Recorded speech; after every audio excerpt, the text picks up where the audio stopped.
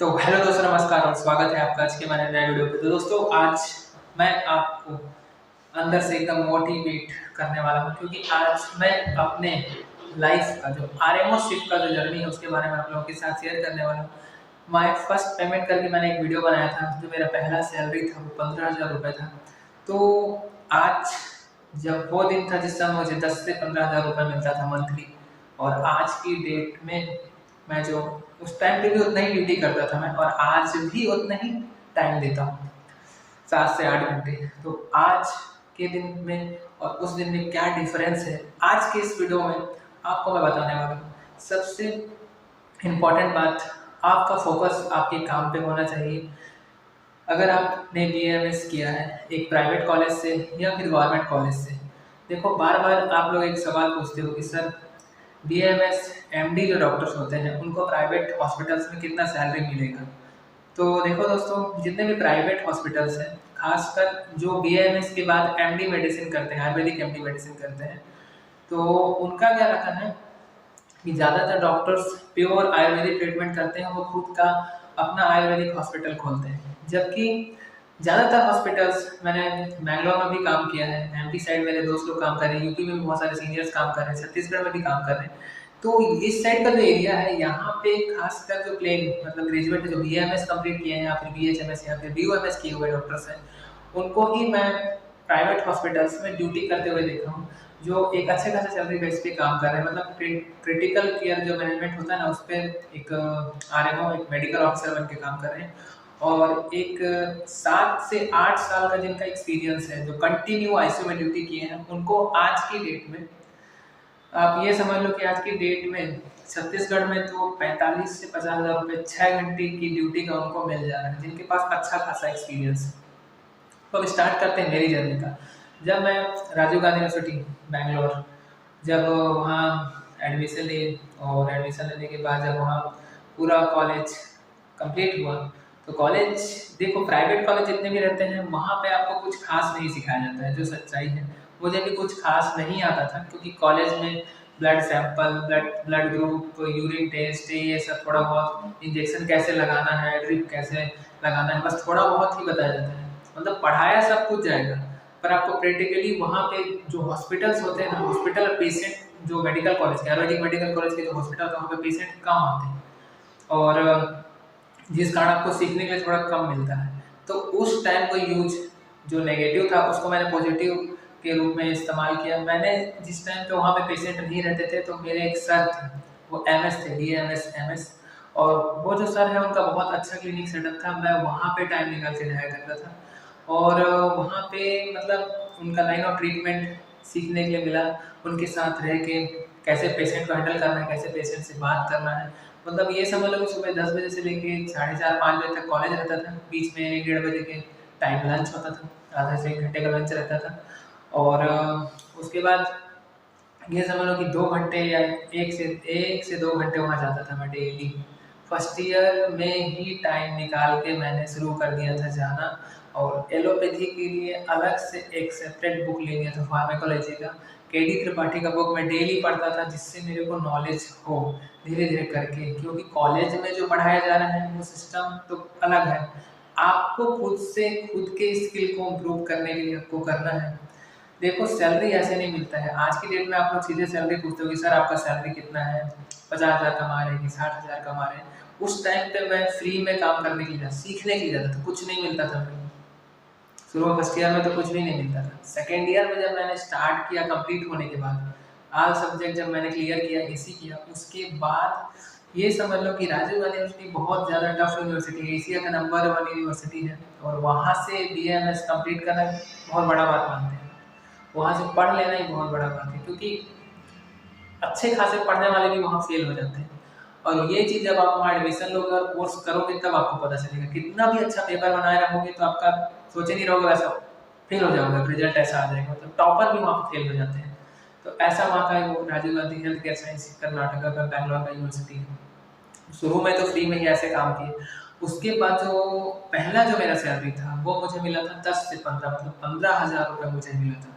और ड्यूटी का जो टाइमिंग था वो जो आज टाइमिंग है, मतलब 8 से 10 घंटे का, उस समय भी उतना ही टाइमिंग था, पर उस समय में और आज में कितना डिफरेंस है वो आप लोगों को मैं बताना चाहता हूँ इस वीडियो के माध्यम से। क्योंकि उस समय मुझे कुछ खास नहीं आता था, बस इंजेक्शन लगाना आता था, ड्रिप लगाने में तो थोड़ा सा डर भी लगता था।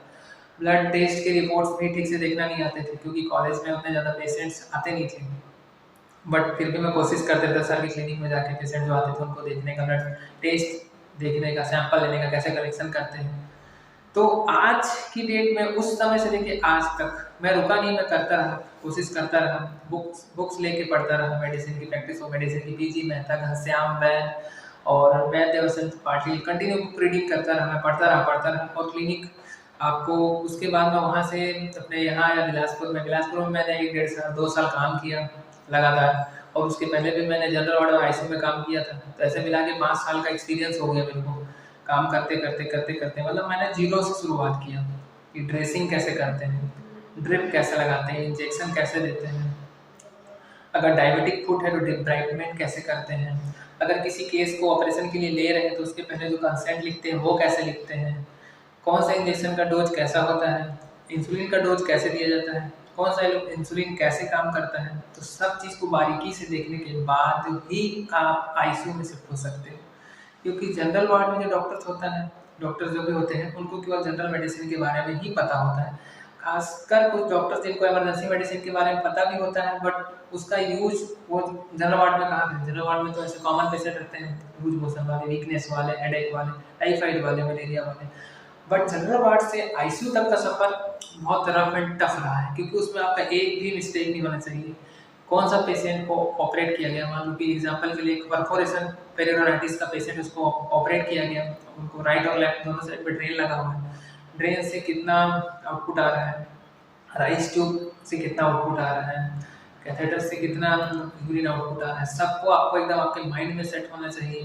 कितना आपको फ्लूइड चल रहा है, फ्लूइड कैलकुलेट करने में आना चाहिए कि कितने ml में कितने हावर पे दोगे आप, पूरे दिन भर में कितना दोगे। मतलब जो डीप नॉलेज है वो आपको होना चाहिए। जब आपके पास डीप नॉलेज रहेगा तभी आप एक अच्छा खासा सैलरी पा सकते हो। क्योंकि सोचो 15,000 में भी टाइमिंग वही था, ड्यूटी भी वही था, मैं भी वही हूँ, पर आज जो मेरा सैलरी है 50 से 60,000 रुपये है, तो उसके पीछे कुछ ना कुछ रीज़न तो होगा ही, और इससे ज़्यादा भी अर्निंग हो सकता है। वो सब आपके ऊपर है कि आप अपने अंदर कितना ज़्यादा स्किल को इम्प्रूव करते हो।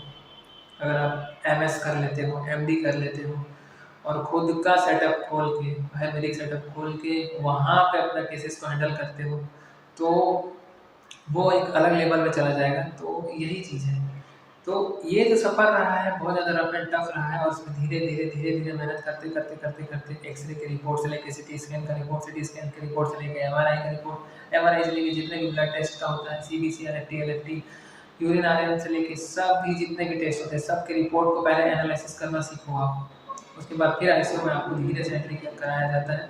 उसके बाद फिर आपका इमरजेंसी जो प्रोसीजर्स होते हैं, जैसे एबीजी की रिपोर्ट को देखना कि मेटाबॉलिक एसिडोसिस की रेस्पिरेटरी एसिडोसिस है, एल्कोसिस है, ये सब आपको समझना है। पेशेंट गैस्ट्रिक कर रहा है तो पेशेंट को क्या करोगे, ये सभी चीज़ें हैं। तो इस वीडियो को बनाने का मेन पर्पस यही था कि शुरू में सोचो कि वही समय था, मतलब मैं तो वही था, कोर्स भी मैंने कर लिया था, बट नॉलेज नहीं था, तो मुझे 15,000 देते थे। बट आज की डेट में मैं आराम से, अगर मैंने एक्स्ट्रा ड्यूटी भी कर ली है तो आराम से 60-65 हज़ार रुपये तक मैं आराम से कमा लेता हूँ।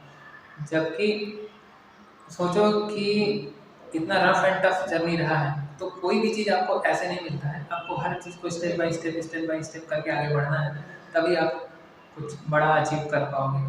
आगे भी मैंने बहुत कुछ सोच के रखा है, जैसे PCOD, PCOS, fungal infection, arthritis और ऑयल तो ट्रायल हो ही गया है। इन सब का एक पैकेज रहेगा 2500 का, 3000 का, 1 महीने या फिर 1.5 महीने का मेडिसिन का पैकेज रहेगा। ये मैं ऑल ओवर इंडिया में मतलब शिपिंग करने का मतलब ऐसा सोच रहे हैं हम लोग पैकेज को।